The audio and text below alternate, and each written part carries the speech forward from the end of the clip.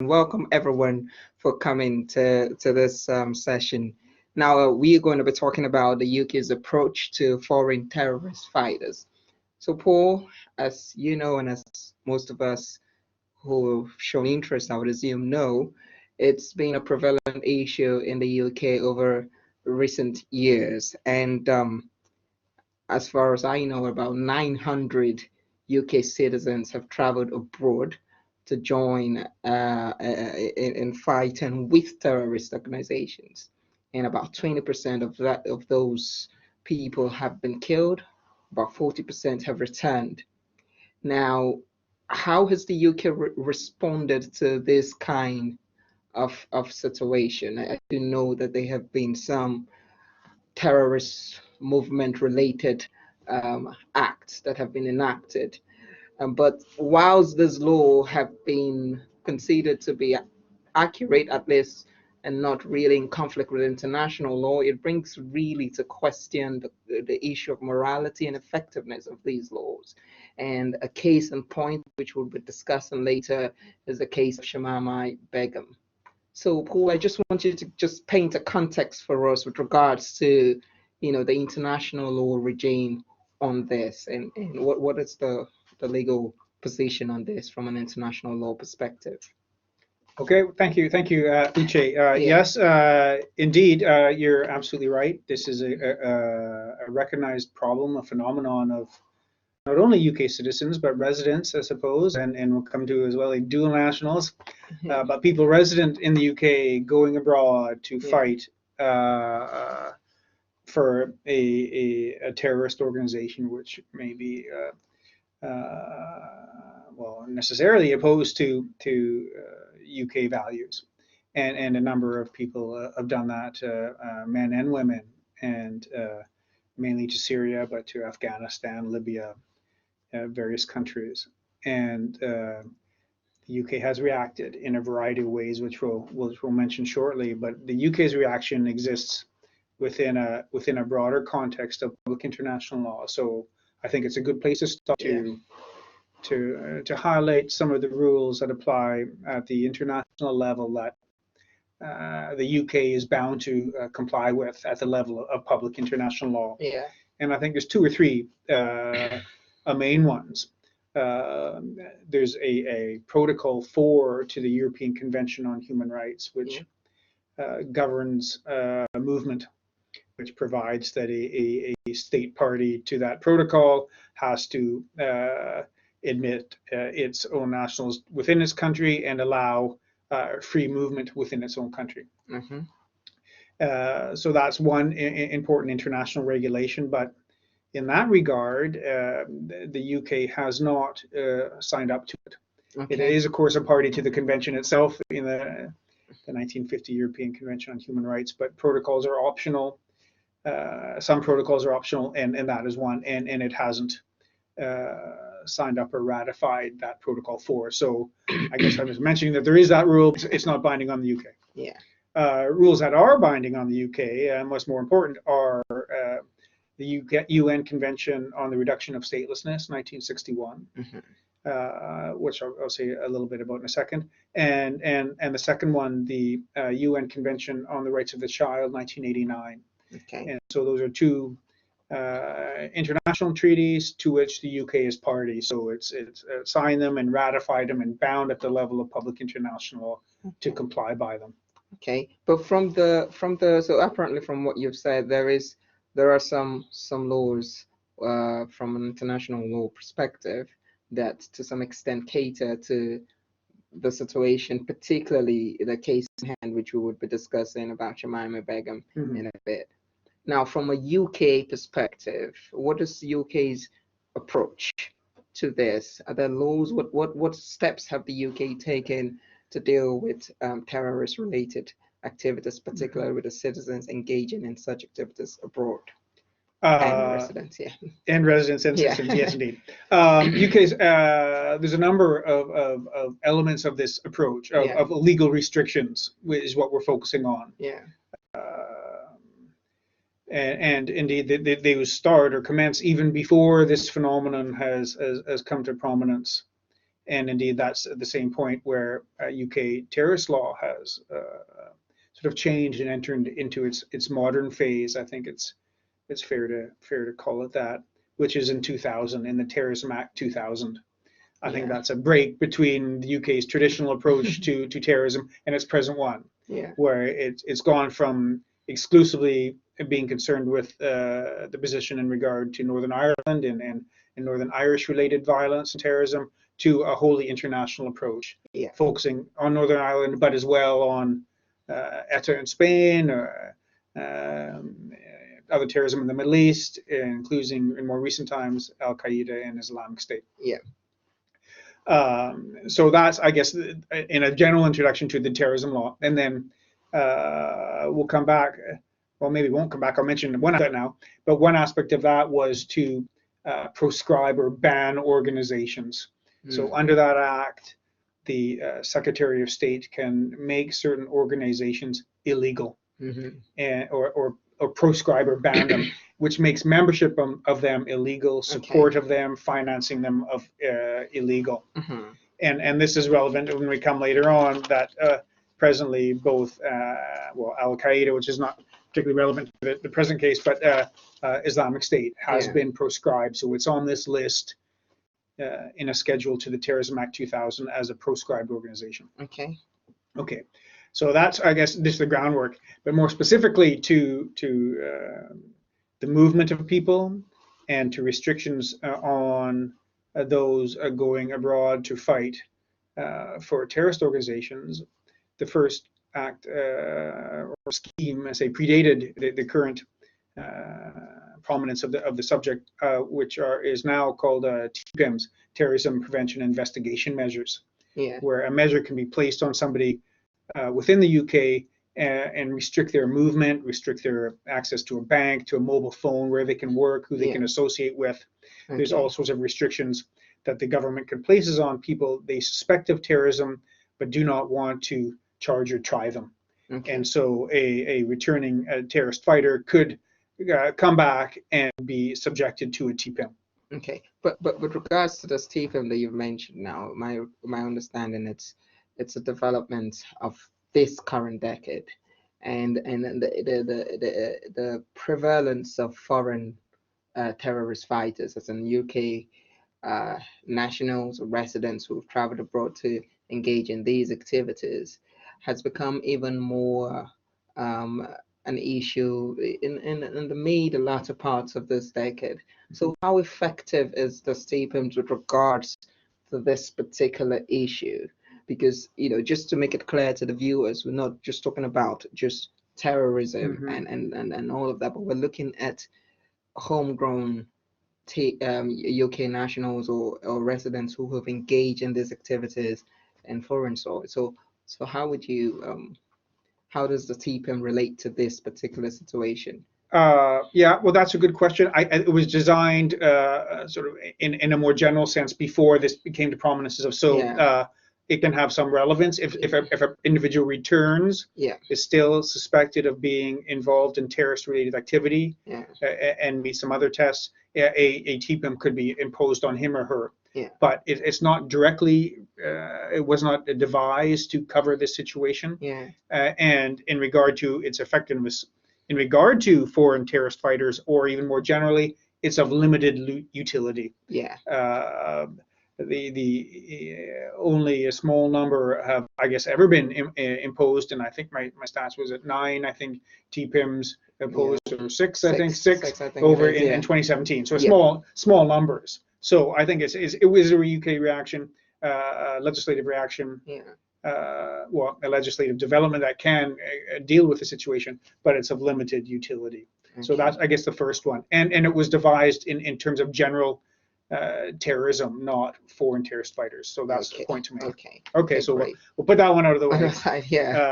The second one, I think that has been enacted, a law that has been made to address the subject, are temporary exclusion orders, or TEOs, whereby a person who has gone abroad and to fight for a terrorist organization and comes to the attention of the UK authorities and wants to come back, they can be prevented from doing so.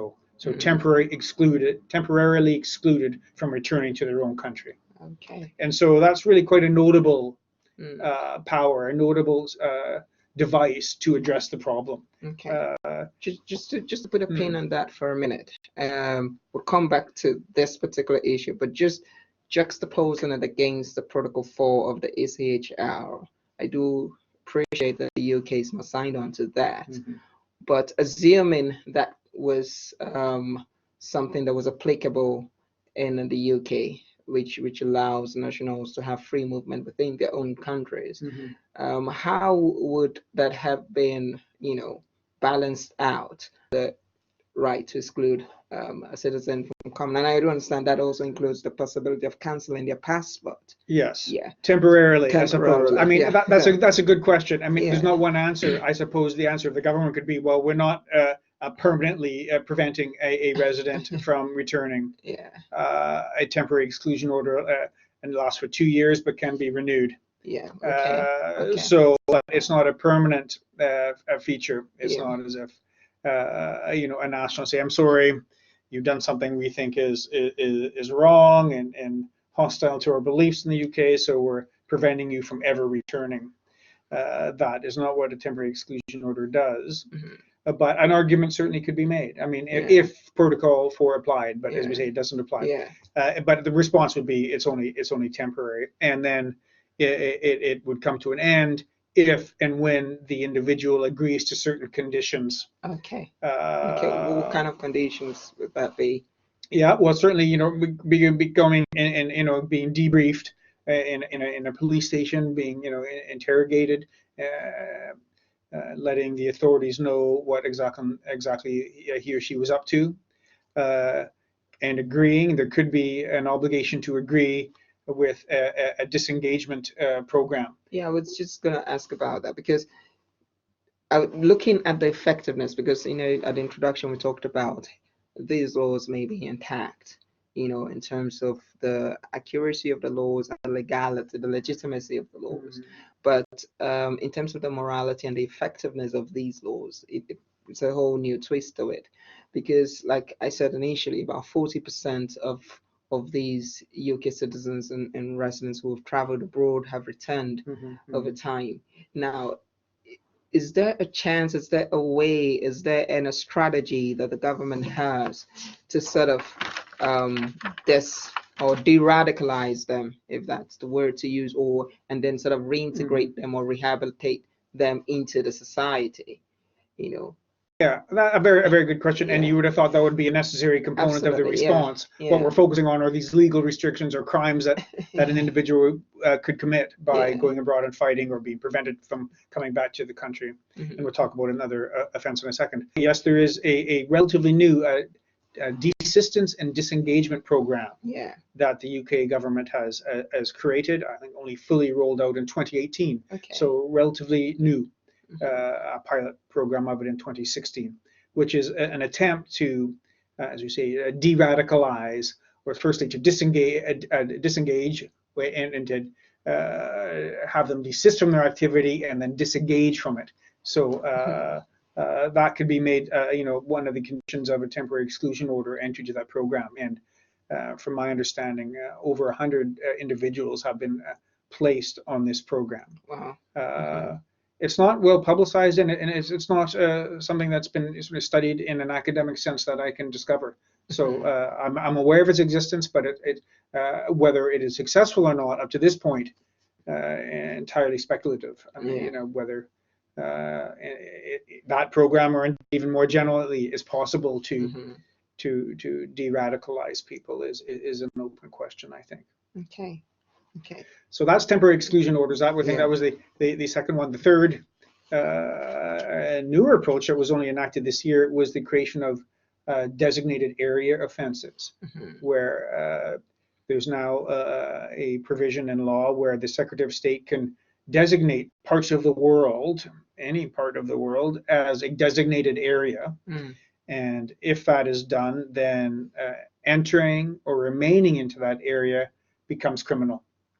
So Uh, just by your presence in some geographical area mhm. could make you you know, guilty of some crime Yes, you could give related right. to Yes, terrorism. yes. I mean, there's an offense of entering or remaining into a designated area, Yeah. and the purpose of that is, of course, to attempt to stop or deter people from traveling into an area that may be where there's a terrorist related activity taking place, and so that person would be deterred from doing so because they would be committing an offense of entering into a designated area. Okay. So that's the latest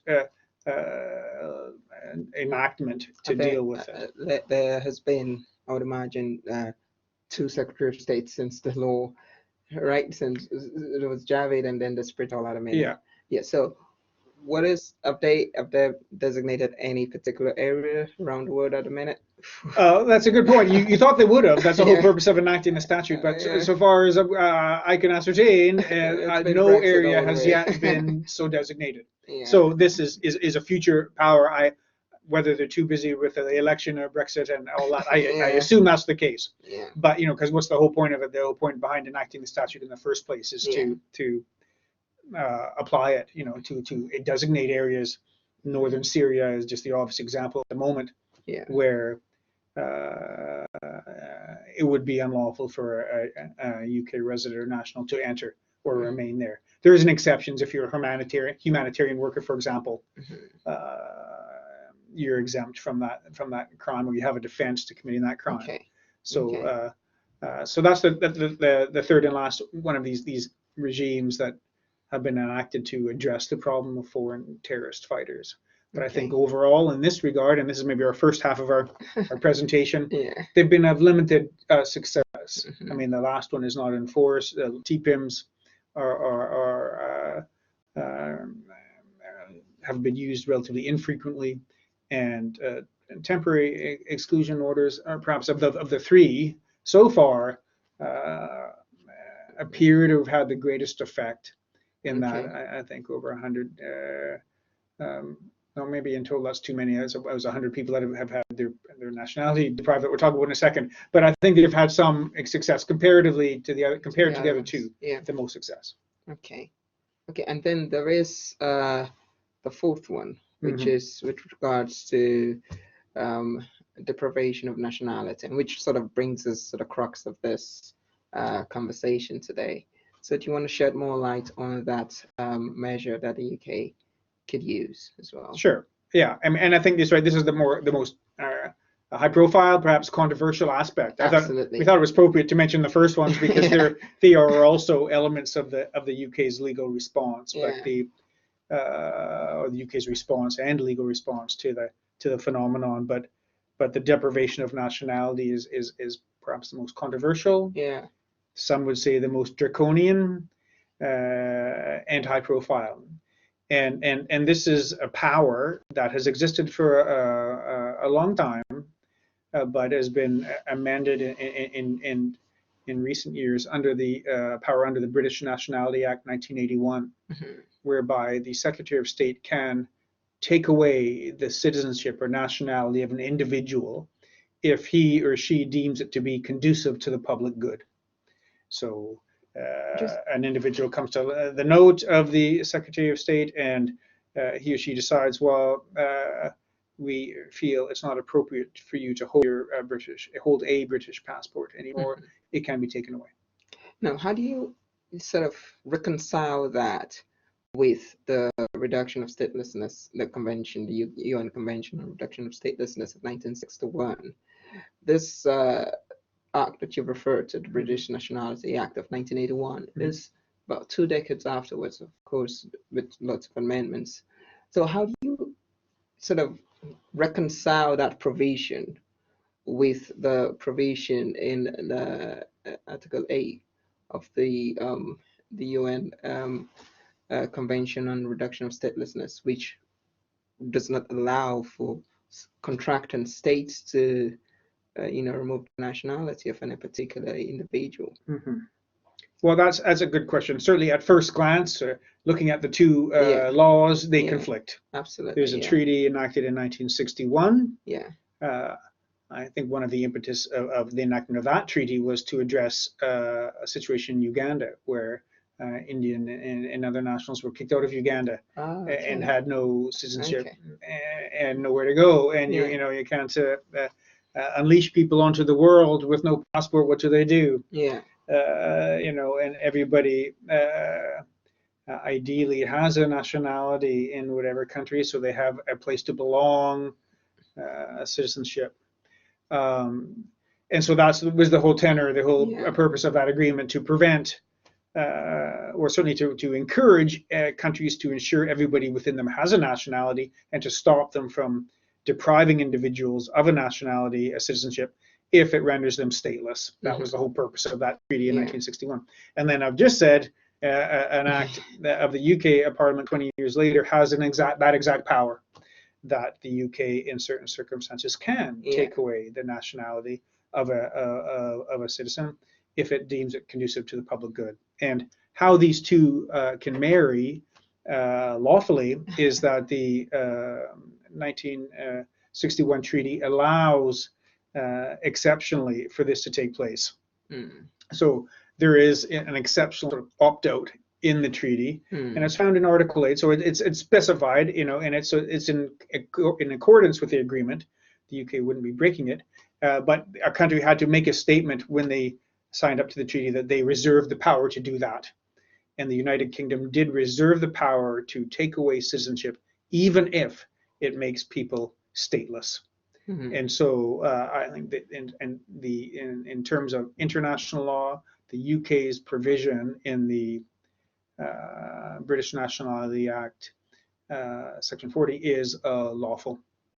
Yeah, but okay, so they could do that even if it makes people stateless. But if you look at the I think it's Section 40 of the Act of the British Nationality Act, which explains that there has to be some anticipation that the person could be eligible for another nationality. So how does that play into this? Could they do it if there was no such chance that the individual in question could, get another nationality, or if it's dual, it's a dual national or something? Yeah, well, that's a good question. I mean, the UK's approach in law has been that nationality cannot be taken away if that person has no possible opportunity of getting another one. Okay. Either they don't already have one, or they have no possible opportunity of getting one. Okay, so it doesn't matter if that opportunity succeeds or not, as long as there's a chance that they could have got it. Exactly. Well, that's a good point, and that's what when we come to right away at the case of Shamima Begum. But yes, so it's either you have a nationality, and a famous case of that happening recently in the news was of Jack Letts, also known as Jihadi Jack. Yeah. Went to fight in Syria with he was born and raised in England, I think born there, but to a Canadian father and an English British mother, and so he was a dual Canadian British national. And the UK exercised that power under the British Nationality Act 1981 and took away his British citizenship, but could do so and justified that. We were not making you stateless. You were also a citizen of Canada. Well, so we're not going to let you in as a citizen here. You can go to Canada. Okay. So that was the situation for him. But there is also the opportunity, and this is what the Home Secretary Javid had said at the time, that not only can this power be exercised when an individual has a second nationality, but is amenable to getting one. Okay. Now, assuming an individual is amenable to getting one, but unsuccessful in actually getting one, does an action to deprive them of their nationality and in a sense make them stateless, is that not in a sense a breach of the human rights? Now, just bringing in the Universal Declaration of Human Rights, so I need to know what's the value of that document is, if it holds any sway in this conversation. Article 15 of that declaration says that every human person has a right to nationality and should not be deprived if it would be made stateless. So what is the value of that instrument? Because that's another document, and I don't think there's an opt-out. So Is it that it has no value at all, or what? I wouldn't say that was a very interesting question. It had about three parts to it. If I try to Yeah. remember them all, but Yeah. certainly about the Universal Declaration of Human Rights, Yeah. I can't say, and no, anybody should say it has no value at all. Yeah. A very important document, a resolution of the General Assembly of the United Nations in 1948. But in strict international law terms, it's not binding. It's soft law, so it's Yeah. not a treaty. The provisions on it are, sort of ideals. The Hmm. provisions within it are ideals, not binding obligations. So Okay. you're right to say Article 15 provides that one shall have a right to a nationality, but depriving one of a nationality wouldn't breach that, because you can't breach it because it's not law in strict terms of international law. So in a sense, they're just aspirations. Aspirational, a statement of ideals, and very important in that regard. And Yeah. it has been indeed the blueprint for many other treaties. Yeah. Many of those articles are copied in the European Convention on Human Rights, for example, or the International Covenant on Civil and Political Rights, 1966. The UDHR is the basis of many other treaties, but in itself is not law. But then you referred to the point of an individual had been deprived of the UK nationality and amenable to another one at that point in time, but it subsequently transpires that that's not possible. Yeah. What's the position? Well, the position in UK law, as far as I understand it, is the original deprivation is still lawful, because at that point in time, the person was amenable to it.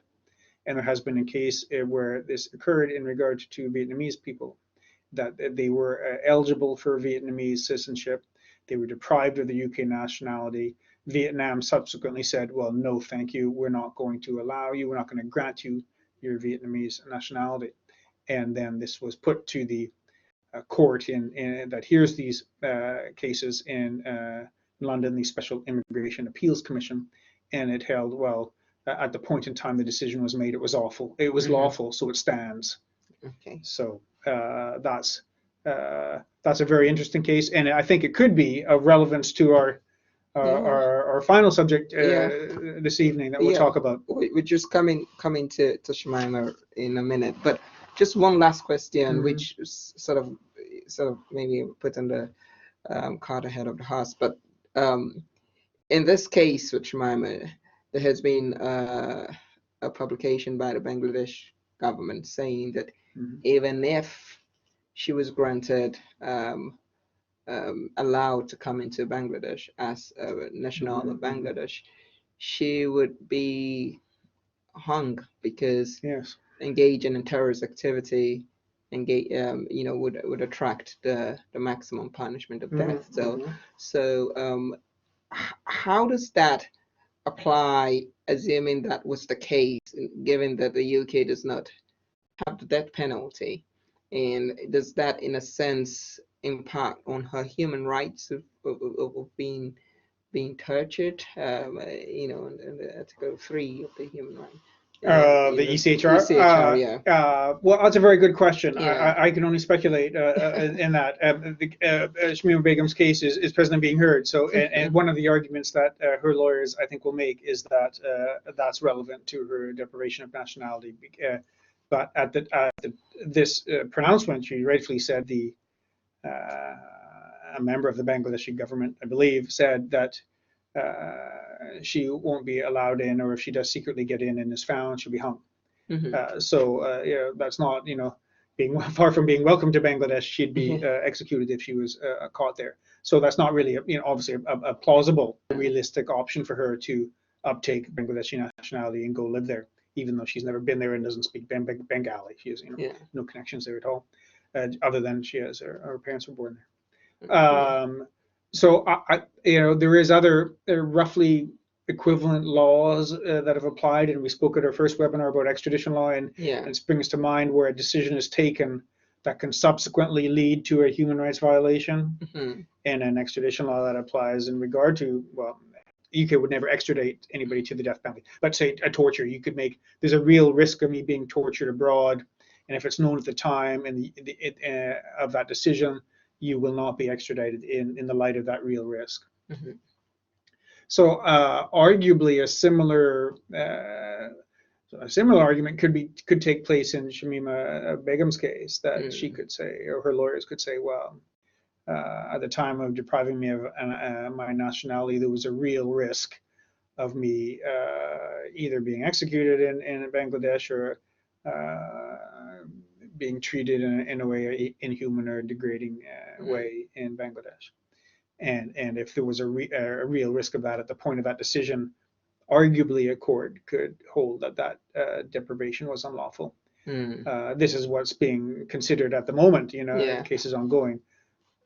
I don't know. I mean, I think that is perhaps too far remote an argument, and it could be distinguished from the sort of extradition or deportation scope type precedents. But I don't know. I may be wrong there. But it's for us to find out. Yeah, eventually. Very interesting to see. I mean, you know, and you know, not just fascinating, but for her, and we'll come to it right now. I mean, you know, she's now a 19-year-old young woman. You know.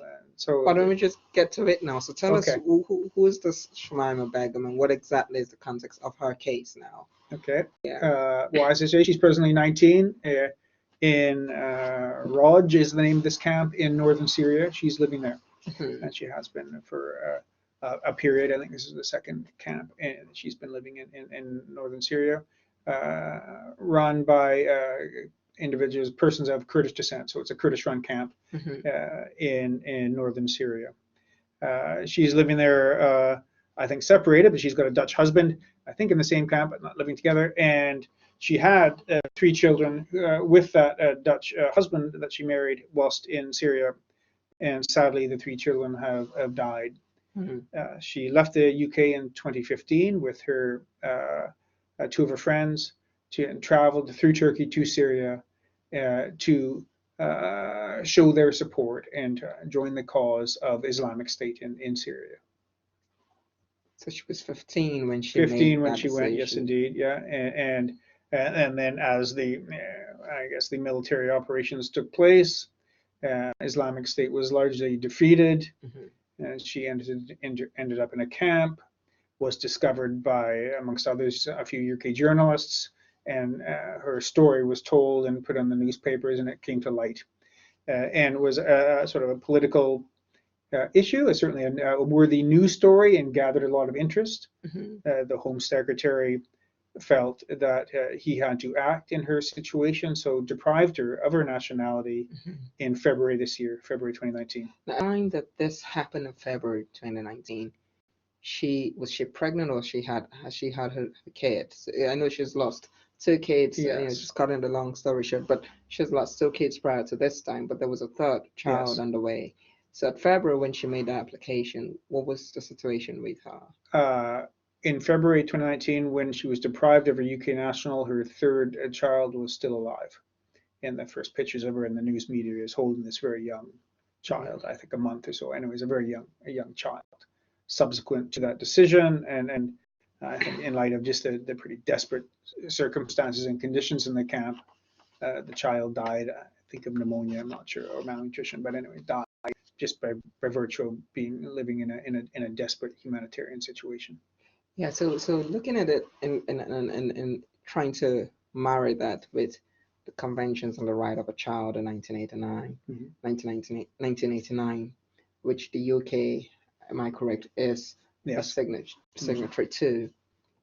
Could they have made a decision that took, you know, the interest of the child into account at the time when this happened? Well, the UK was under an international obligation to do that. You're absolutely right. One of the prime features of the 1989 UN Convention on the Rights of the Child is that where a decision is taken in any matter where a child is involved, the best interests of the child have to be a primary consideration, a primary or paramount consideration.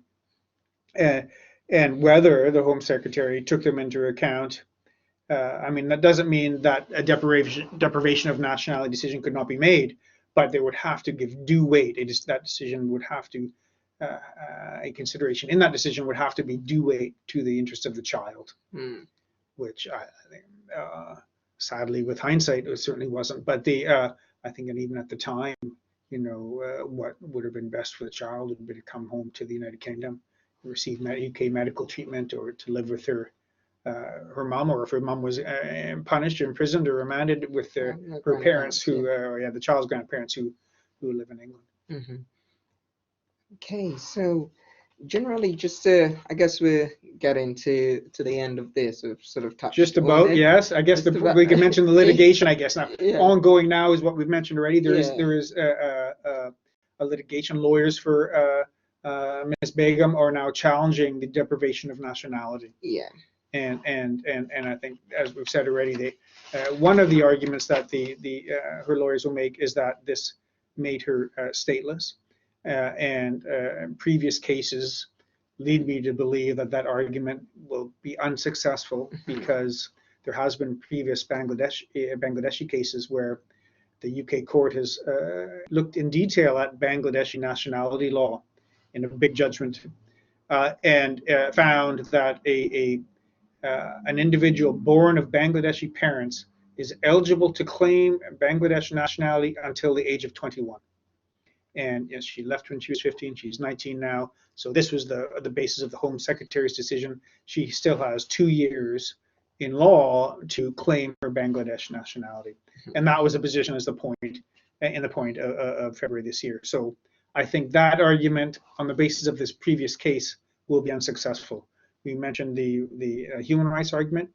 That may have more mileage. I don't know. I'm not incredibly hopeful that she will succeed, but I think there's a better chance in that argument. And then again, the third possible element to that is at that time, and it was the time the decision was taken, the best interest of the child. But with the passing of the child, whether that would still be relevant, I'm not sure. But at the time the decision was made, it certainly was. So it might be.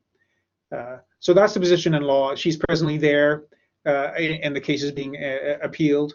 I read recently that it was found that even if she is successful, the UK is not in a position. It says it's not in a position to repatriate her. I mean, this is something we haven't mentioned that 40% of individuals that have gone have managed to get back, but that's of their own volition. They've managed to get back on themselves. There was no exercise by the UK government, which has been debated, and other countries are debating, of going over there with a plane and picking up at a bare minimum the women and children there that are in these camps and bringing them home for humanitarian purposes. And many people would argue that's what should be done, not cutting them adrift to survive or perish in a foreign land, but to act on a humanitarian basis and bring them home. Many people would think that's what should be done. Others would be less accommodating, less liberal in their view, and think that she's made her bed, so to speak, and should lie in it. Yeah, absolutely. So that brings me to my last question, which is not really a legal question, just your view on it, on UK's approach generally. Obviously, as we have seen through this conversation, they've taken a piecemeal approach in providing various laws that deal with terrorism movement and so on. But is this relevant? Is this something that should be given more keen thought and more strategic approach? Well, yeah, I think in a number of ways, yes. I mean, the UK has had this piecemeal ad hoc reaction problem, and I think a bigger and maybe a more important question to ask is not really what laws have been enacted to address it, but why in the first place, almost 1,000 UK citizens and residents have gone abroad, have thought it appropriate to go abroad and engage in that activity. How have they been radicalized? How have they come to feel this way and feel so strongly to undertake such a drastic step? Yeah. So what do you think are the issues that would give this kind of behavior? What are the various elements that could inform this kind of response from? A very difficult question, I suppose. If the government or anybody had one answer, that they could really act to prevent it. But I think there's a sort of marginalization of communities within the UK, a degree of poverty, alienation, lack of education, indoctrination or radicalization in social media and other people in power. I mean, she was only 15 years old. How did she come to believe or think it was appropriate or good idea to do that? There must have been pretty strong influences upon her. Okay. And How about the various, and indeed all of these, but could it be possible that the various responses to UK's foreign policy to which would trigger or sort of give more impetus to radicalization of young teenagers here? I think that's a fair point. I mean, the UK has been involved in military activities in Iraq in the past and other excursions. And I'm not suggesting that those were inappropriate, even though there's an academic debate and a legal debate about the legality of the original invasion of Iraq. But the foreign policy perhaps is not as nuanced as it could be. And if it's seen as alienating religions or cultures or countries, then individuals may well be more inclined to act in a certain manner. So I think it's absolutely imperative that a thoughtful and nuanced foreign policy is undertaken. Of course, it should have humanitarian concerns, and one of the arguments for the overthrow of Saddam Hussein or Assad in Syria was humanitarian, amongst others. I mean, but I do think it's one of the considerations. Surely, I'm not saying the UK should change its foreign policy, but I think be more nuanced in explaining it and carrying it out. So certainly, this is my final question. So certainly, all of these issues that you've mentioned, whether it's marginalization, poverty, social media, and all of these, is there a stronger chance of deterring this, when I say emigration of young UK nationals or residents to go and engage as fighting foreign terrorists? Was there a chance of deterring this? Is there a better chance of deterring this by addressing these issues as opposed to responding by depriving, UK nationals of their nationality? I don't know. I would think it would be a more humanitarian approach to take to attempt to address it in the first instance. These root causes why people are going to act in this manner in the first place. It's just I would say a more than a humanitarian obligation on the UK. Now they know of 1,000 people doing this. Well, let's try to act in a way that can attempt to prevent it from happening in the first place. And then all these other laws and deprivation of nationality responses wouldn't be necessary because it wouldn't happen. Absolutely. So ideally, that would be the case. Okay, great. Thank you so much, Paul. You're indeed an expert in this. Any response or questions, Heather? That was amazing, guys. Thank you very much for that. So if you guys have any questions, as I said, please type them in the box. You'll find it at the bottom right-hand corner, a little speech bubble. But just while you guys are getting started with your questions, I do have some of my own. Sure. For you guys out there, I have no law knowledge whatsoever. It was not my degree at all.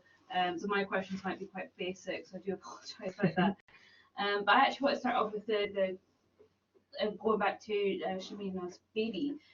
So she had it, and then the UK said, no, you're not getting your nationality. Would the baby not have its own rights to be protected? With like, could we not have just been like, well, you have to stay here, but we're going to take your baby? Because should we have not protected that baby a bit more? Well, a good question. I think I remember the moment she was born at the time the baby was born. Her mother was British, so I assume that the child would get British citizenship through her mother at the time of birth. And so you're right, there was a duty to protect the baby as well as the mother. Whether it would have been, feasible, to take the child at 1 or 2 months away from her mother to bring her back, I don't know. But I think you're right to say that the child was born and was, I think, a British national. But could it not be argued that the mother, because she was, like I said, she was quite young, she was a bit kind of influenced into believing that this was the right path for her? Could you not argue that she was not in the right frame of mind to really actually be a mother to look after a child, especially could it not be argued that she was an unfit parent to some extent because of her previous actions? I would. Well, that's probably not an unreasonable suggestion. That what in effect, the child should be taken into care from that context. Well, I would have thought that would be a reasonable supposition, and certainly the child's living standard and more, sadly, the likely mortality at that point in time, in other conditions, that's not an unreasonable suggestion. But I think it was maybe just more of an operational response, and whether the child's health would be further at risk. I don't know, but even extricating the child from the camp, and I assume once you've been flown back and put in a hospital here, that the child could survive and hopefully thrive. But I think those are valid points. Okay. Yeah. So I have a question here. So thank you both for a very insightful discussion. Dr. Arnell, with regards to the designated exclusion areas, how successful has this been? A good question, but we alluded to it a bit already. I suppose that it could be of great, of relevance. But up to this point in time, there hasn't been any areas that have been nated. The UK government have been busy with other activities. I only can assume because the act was passed in 2019, so it's relatively new. But so far, no areas have been designated, and that would require a statutory instrument to be made. So it's not that difficult to do it, but so far none have been made. So that question is remaining to be answered because no areas have been designated. Just to add to Heather's question, Paul. So if she was married at the time also to a Dutch national, would that have had an impact on her or the nationality of the baby? What legal impact does that have at the time? And I do appreciate that question. I think it was a very good question, Heather, because it also was one of the main bone of contentions that the public had in criticizing, at least the part of the public that criticized the government for their decisions at the time. But just to shed a bit more light on the issue of it's not just Bangladesh and UK that, there's a tussle here. There is a possibility of being a Dutch national because she was married to a Dutch national. What's the value of that? Because when she traveled at 15, she got married. So what impact is that? Did she get married at 15? Sorry. Yes. Well, after 15, I don't know how old she was, 15 or 16. Okay. Yeah. But she moved to Syria when she was 15, met her Dutch husband, and was subsequently married. Yeah. And I assume that's before she had her 3 children, so it must have been 15 or 16 early.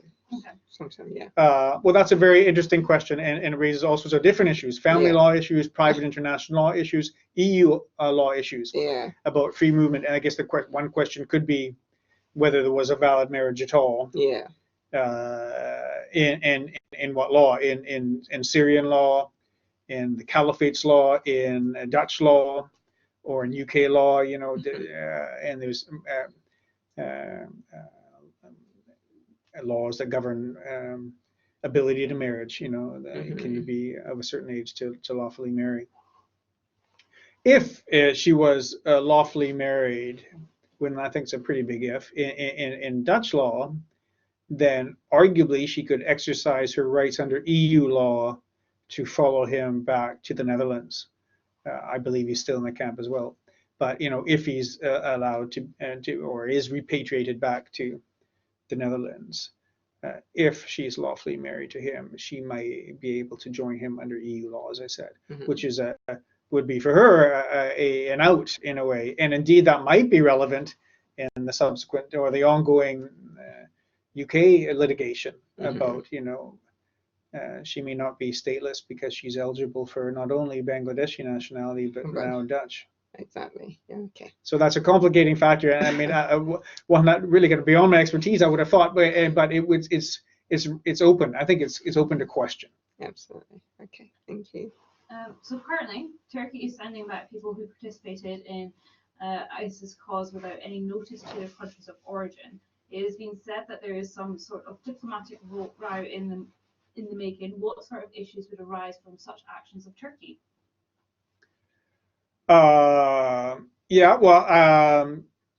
of course, individuals within Turkey, not of Turkish nationality, can be deported by Turkey. It's their prerogative. Every country can deport non-nationals if they see fit. I think there was a political agreement that Turkey would camp or house these individuals. So and without notice, doing it unilaterally without a scheme in place could give rise to a diplomatic problem. The countries where these individuals are forced to return without sort of due notice to that country or preparations for that country obviously could be less than happy. But Turkey's entitled to deport non-nationals. Yeah, just in relation to that, from a UK approach, I guess the various approaches that they could engage with, it's not just, I know the focus of this conversation has been really about deprivation of nationality, but we mentioned other approaches, including the temporary exclusion orders.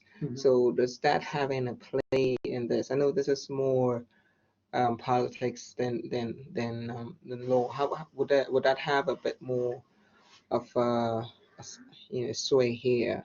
Well, if I don't know how this, I know I was reading this story as well about Turkey deporting non-nationals.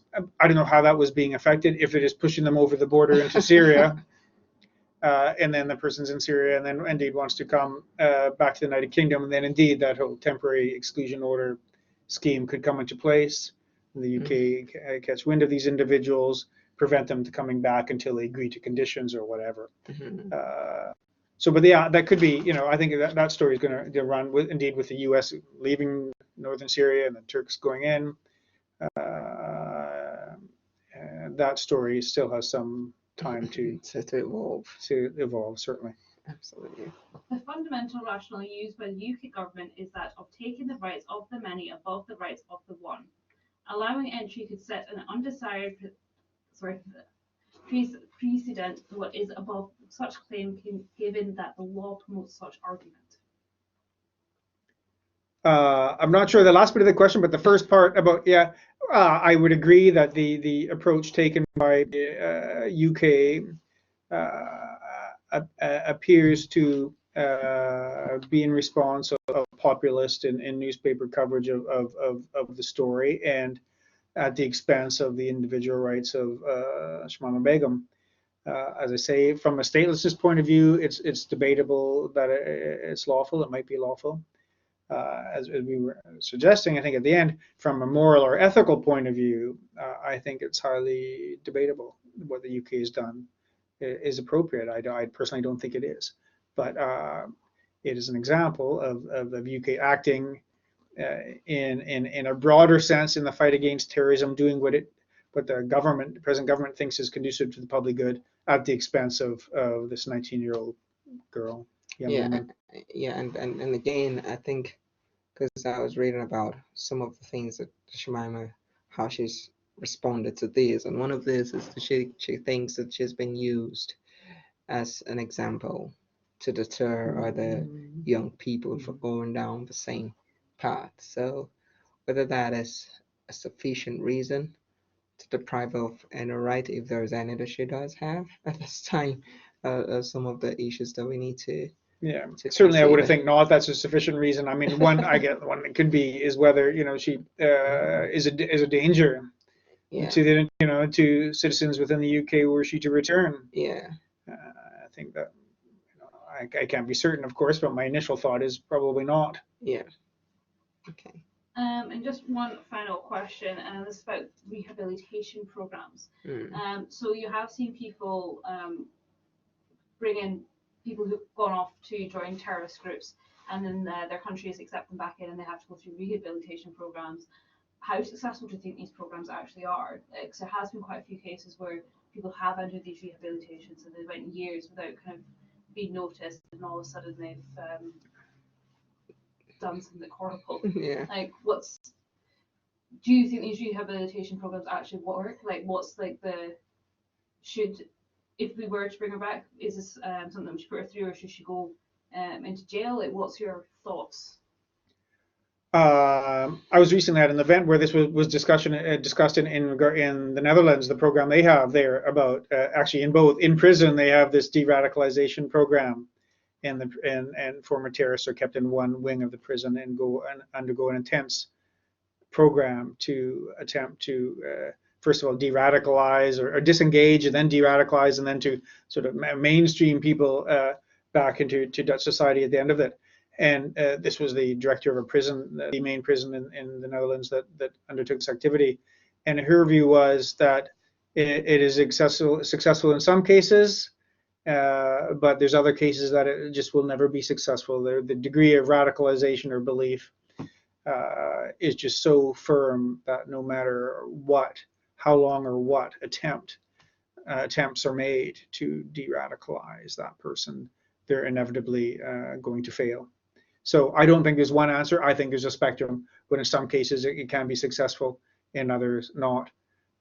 In Shamima Begum's case, I don't know. I just think she has shown some contrition. First of all, she didn't, in her media appearances, but then the latest stories I've read that she said she's sorry, it was a mistake, that she doesn't support Islamic State anymore. And she actually hates this. Hates them, State, yeah. and sort of like cannot be argued, like, because I can easily enough say that myself. Like, yeah. like well, if it's going to, like, most people, they have that sense of fear. Like, people have, they want to self-preserve themselves. Yeah. So she's obviously saying the first way that she's trying to get back in's not worked, and so now she's trying a different approach. It could be argued that is a case as well, rather than her just being actually she might be genuinely sorry, but people could argue. And I think, especially the time of age that we live in, where like terrorist attacks are there's something that pop up in the news every so often, and I think as a country, most people are scared that by letting her back in, that something's going to happen. I think it was the Manchester Arena. Yeah. It was someone who was let back in was. I could be wrong with this. This might be a completely different attack, and that kind of went back up in public in the media when this could have happened. Yeah. So it does kind of send a bit of terror through people. Well, that's open. It's open to question, obviously. I mean, whether she's genuine in her condition or not, or just self-serving. I'm just saying to get back in the UK. But I would have thought in getting these individuals that were referred to in this Dutch prison that were so heavily, radicalized to the core, they would never repent. Even if it was in their interests, right? They were just so firm in it that I'm sorry, I'm never going to buy into Dutch society, or I'm never going to say that jihad is wrong or whatever. But yeah, who's to know? I mean, in her case, but I guess that's an open question. I do actually have one final question. I know that was the last one, but after rehabilitation and I'm losing all my words now, guys. Radicalization. Thank you. Yeah. How long after, once they're put back into society and back into the public, should these people be watched in case they relapse, do you think?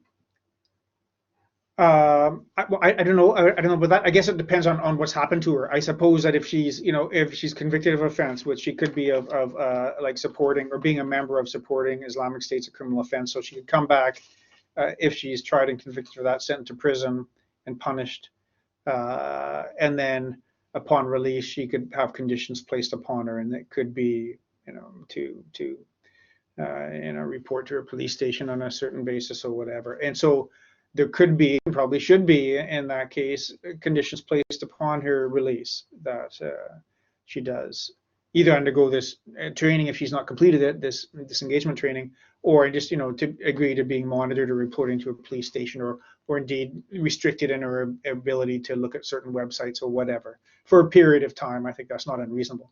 Okay, but does that not kind of go against like some of the basic kind of human rights of privacy to be able to?